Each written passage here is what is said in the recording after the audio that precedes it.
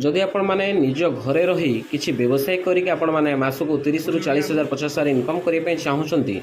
आपण मानक मु सजेसन करी आपण माने जदि चाहिए यही मधुलिका एंटरप्राइजेस कंपनी रू पेपर प्लेटर मेसीन किणी आपण माने व्यवसाय करें एवं जड़े भौणी देखुंत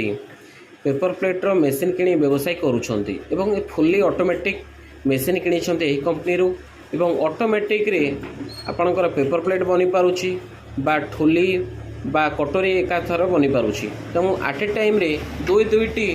जिनिस आपण माने बनै पारिबे जदि चाहिए आट ए टाइम दुईटी साइड रे आपण माने पेपर प्लेट बनै पारिबे बा आपण जदि चाहिए गोटे साइड रे पेपर प्लेट आ गोटे साइड रे ठोली बा कटोरी आपण माने बनै पारिबे। आपण माने जानि छथि पेपर प्लेटर चाहिदा वर्तमान पई ओडिसा रे बहुत बढ़ी चलुछि एवं आपण माने जदि चाहिए एही कंपनी रो आपण माने